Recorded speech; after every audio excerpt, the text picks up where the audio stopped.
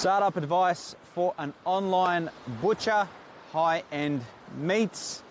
So we want to sell online, we want to target luxury restaurants or high-end meat specialists. Is that right, Adam? Advice for you. Now, I know nothing about this space. I have not looked at the competitors. This is just the process that I would personally follow if this was my business and I had to enter this space. I would first begin identifying exactly what your bread and butter service is. Is it the Wagyu? Is it the porterhouse? Is it the ribeye? So no doubt that you can offer all the things, but what is that ideal sale? Is it a bulk? Is it a subscription? And who is it to? Okay, that's where I would start. Now that's obviously a wish list. What actually happens in business, who knows what will happen and who knows where your money and profit, but most of all enjoyment and passion will come from, and your obsession. Then I would actually spend a lot of time deconstructing not only competitors, but basically big brands that have done it well in America, in Canada. I think I've seen a few businesses where it's like an online delivery. I don't know if that's what you guys do, if you have a physical location, but I would make a list of 20 competitors that you want to be like. Competitors that clearly have big brands, people with over 10,000 followers on social, people with established websites, established brands that have marketing agencies or in-house marketers that potentially run their campaigns. Then I would pay attention to the pages on their website. There's a lot of tools that you can use like Screaming Frog or other SEO tools at a small cost. They will give you the top ranking pages on those websites. SEMrush or Ahrefs within 5 seconds will give you a report on their top pages on that website that are showing up on Google. And that gives you an understanding of, okay, here are my competitors. These are the pages that they decided to build. Take note of those pages. Take note of the words on those pages, the visuals on those pages. Obviously, we've chosen people that sell businesses that sell similar things to us, right? I would then pay attention to any ads that they're running. So there's something called Facebook ad library where you can essentially spy on competitor ads. And you can filter it by how long the ad has been running for. There's also a whole bunch of third-party tools that actually save those historic ads, and you can actually see that, okay, this butchery or this business has had this ad running for over a year or over a month. Now, it's safe to say if they're spending money on this, it must be returning something. So that's where you should pay attention to what imagery they're using, what the offers are. Can you match those offers? Can you better those offers? How are they actually making money? Is it profitable? So we're essentially deconstructing competitors and analyzing the market and also an understanding what the cost of entry is. Now, that's from an advertising perspective. Pay attention to their branding, their styles, their colors. I think in the food industry, it's reds and oranges make people hungry. Yeah, don't hold me to that. So pay attention to their website, pay attention to their pages, pay attention to their ads that they're running. I'm not gonna go heavy on the SEO stuff because that can get quite technical. But you want to now have a very basic plan of what pages you should build on your website.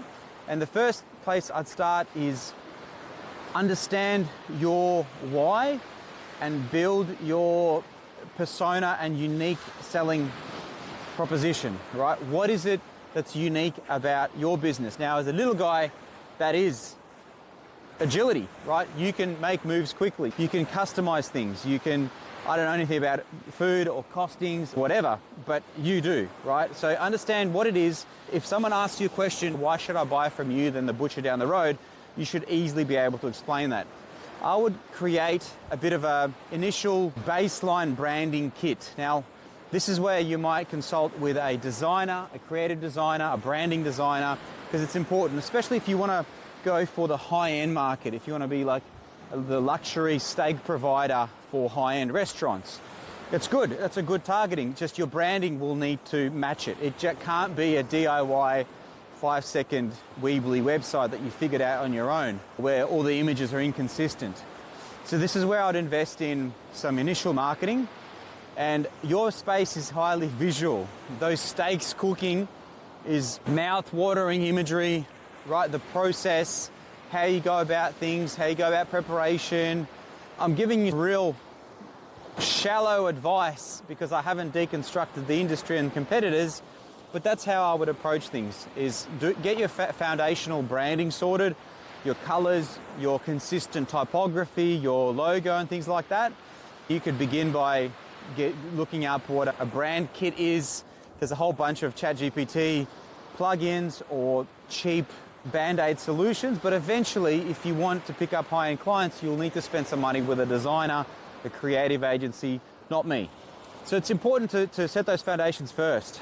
Then if you have a physical location, maybe you have a little warehouse or a garage, especially if it's a public space where you're happy for people to visit, I would be registering a Google business straight up. So Google business is where you place a dot on Google Maps and you are able to get reviews. And this is where you get your family, your friends, your cousins to all leave a review. With clients, you can incentivize clients by throwing them a free steak or, I don't know, something. Free bottle of wine, some special salt, some special garlic preparation in exchange for reviews. Reviews are extremely important because what's going to happen is when you get reviews with a Google business listing, you will show up in the local suburb pretty quick. Now, if there are no butchers within the next few kilometers, you will be that butcher. Just don't be surprised if you have people walk-ins or wanting to visit and see the steaks, for example, which could work in your favor if you accept that. I don't know if you do. But anyhow, you'll start to get some traffic from your local suburb. Now people, even though they're in your local suburb, they're around the corner, they might want to order online, you might want to deliver. I don't know what the complexities are with delivering meat, but that's how I would approach it. Even if you don't deliver, I would still register a Google listing because that will generate additional trust with Google, the search engines. From there, I would ensure that whatever website that you build now, if this was me and I was building an online shop, while WordPress is my personal tool for anything to do with websites, I would be building a Shopify. It is very easy to figure out on your own and it can get quite advanced with a lot of functionality. So I think in your case, Shopify is all that you need, personally. Now Weebly, Squarespace and Wix probably do a good enough job, but generally speaking, anything to do with e-commerce, it's either WordPress with WooCommerce, which is highly technical, not easy to figure out on your own, and not something that I would tackle or pay money for initially if I was in your shoes. But Shopify is. If you grab the Dawn theme, which is the free theme, that's got plenty of options. Load your branding into it, load your services, load your pages into it, load your About Us page and a huge story about your journey, why you do what you do, why your steaks are different, how you source your steaks and things like that. And you'll see that slowly but surely you'll start to pick up traffic in your local area.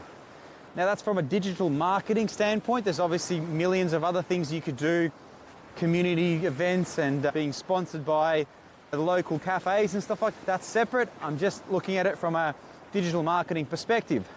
I would then return to the Facebook ads, the competitor Facebook ads that you had a look at, and I would cherry pick and be inspired by ads that you like the look of that you can actually replicate.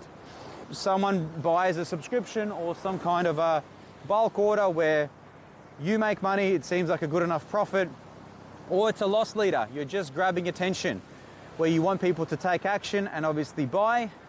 So run that first Facebook ad. Before you run a Facebook ad, you need to have conversion tracking set up. Now this can get quite technical, but conversion tracking is basically if you are going to waste some money with Facebook, you really want to know if there was any results. Most Facebook and Google ads, money just being thrown away down the toilet with no real results or attributed results. So if we're going to burn $100 and get no sales, we should at least know where that $100 went into, how many clicks we got, how many impressions we got, did they watch the video, did they hang around the website. So it's Shopify and Facebook is what I believe is the easiest to integrate. Can get quite technical, but that's something that I would do before you run any kind of Facebook ads or Google ads. Set up a Facebook business manager account. Do not press boost on your post. You will just wash money down the drain. You'll get meaningless results. Sure, you'll see pachings and clicks, and like the casino, you'll see a whole bunch of fake metrics where Google and Facebook will tell you that, hey, you got this many visitors, but there won't be any sales. So Facebook ads, once you integrate them to Shopify, should give you a cost per sale, or at least a cost per add to cart. So when someone buys or they get to the checkout, you know that every $30 you make a sale, right? So then each lead or each sale costs you X amount. Might be $10, might be $50, might be $100. Every industry is different, and until you run it, it's hard to forecast. There's a lot of things that go into it. Your reviews, testimonials, your brand, right? How established you are. Obviously early on, early days, the results won't be pretty. So I'd be really impressed if you can get positively geared results in the first few months, in the first few thousands of dollars that you might send, but that's how I would personally approach it.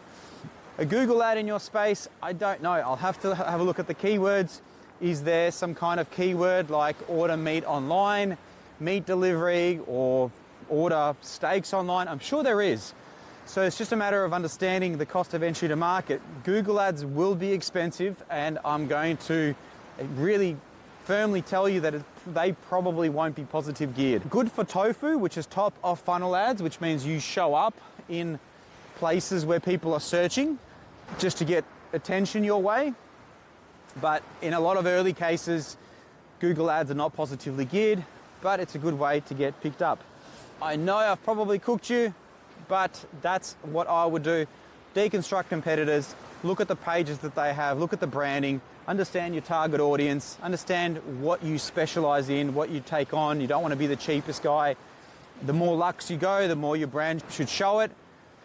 Getting some hot video done, hot media done, and use that as your collateral, use that as your initial Facebook ads to see if you get any sales through the door.